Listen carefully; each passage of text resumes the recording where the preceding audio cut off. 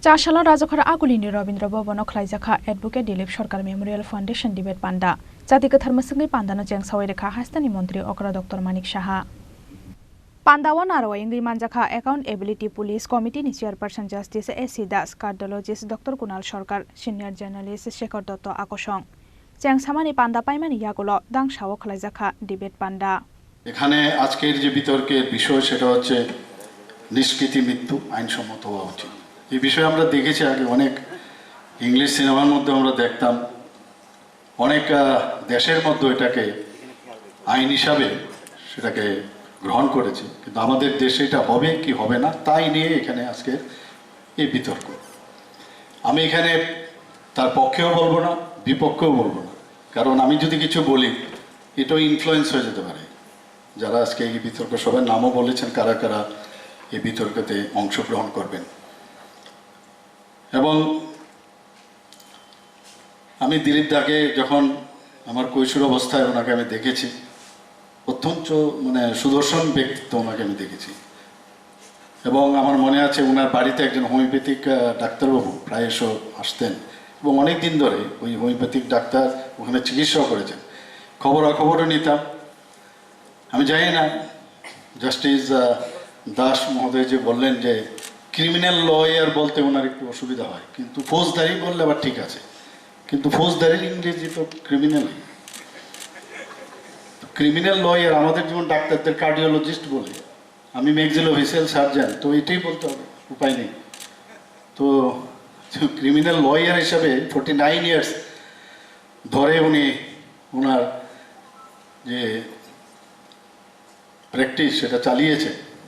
এবং আমরা সবাই জানি যে ত্রিপুরার থেকে উনি এখানে প্রথম, যা আমার কাছে রিপোর্ট আছে, যে ওনাকে এখান থেকে ত্রিপুরা হাইকোর্টের প্রথম বিশেষ পাবলিক প্রসিকিউটর হিসেবে তিনি দায়িত্ব পেয়েছিলেন। শুধু তাই নয়, গুয়াহাটি উচ্চ আদালতে আগরতলা বেঞ্চের প্রথম মনোনীত পাবলিক প্রসিকিউটর। এবং ওনাকে এই যে স্পেশাল পাবলিক প্রসিকিউটর হিসেবে দিত এই কারণে অনেক যে আদালতে যেসব মামলাগুলো ছিল উনি সুচারুভাবে সেগুলো পরিচালনা করেছেন এবং অনেক যে কেসগুলো ছিল পারদর্শিতার সাথে সেগুলোকে সলভ করেছিলেন। এখানে ত্রিপুরা রাজ্যের যারা আছেন, সাধারণ মানুষ থেকে শুরু করে যারা অ্যাডভোকেটরা আছেন, সবাই জানেন এই বিষয়টা। এবং আজকের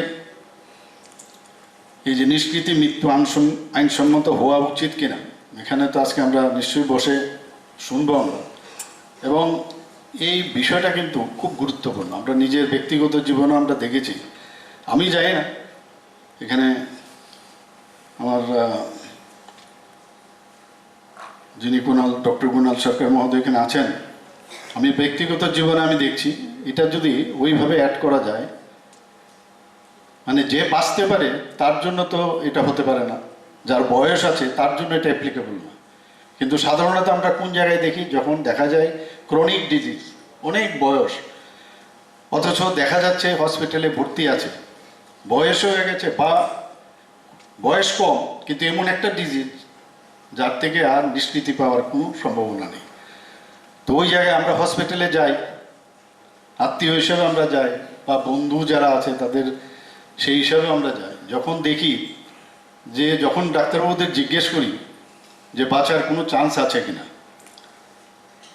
তো ডাক্তারবাবু তো সবসময়, কিন্তু অনেক সময় অনেক ডাক্তারবাবু বলেন যে না না চিন্তা করবেন না, বেঁচে যাবে। অনেক সময় মনে হয় যে আমরা নিজেরও ডাক্তার, তো সবচেয়ে বেশি মিথ্যা কথা কিন্তু আমরাই বলি, আমরা জানি যে ও বাঁচবে না, কিন্তু পেশেন্ট পার্টিকে আশ্বস্ত করার জন্য আমরা বলি না না দেখছি। এখন আস্তে আস্তে করে সময়ের সাথে সাথে আমরা কি করছি, এখন আমরা নিজেরাও রিস্ক নিই না, বলি দেখি কি হবে। আপনাদের কেসের মতো এখানে অ্যাডভোকেটরা আছেন, প্রথমে বলে আসুন কেসটা জিতে যাবেন, কেসটা যখন শুরু হয় 2 দিন বাদে বলে চেষ্টা করছি, দেখা যাক কি হয় কি না হয়। তো এইরকম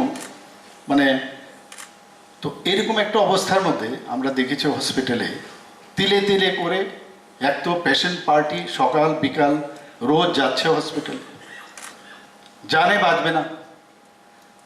এক এক সময় আমি এরকম ফ্যামিলিও দেখেছি শেষ পর্যন্ত গিয়ে চাচ্ছে যে আমার রোগী বা আমার আত্মীয়, আমার স্বামী, আমার স্ত্রী বেঁচে যায়, কিন্তু দিনের দিনে শেষ পর্যন্ত বলে যে না, ঠাকুর বাড়িতে গিয়ে, মানে এরকম আমার কাছে একটা এক্সপিরিয়েন্স আছে, ঠাকুর বাড়িতে গিয়ে পুজো দিচ্ছে যে ভগবান তুমি ওনাকে নিয়ে নাও, এরকমও আমার মানে খবর আছে।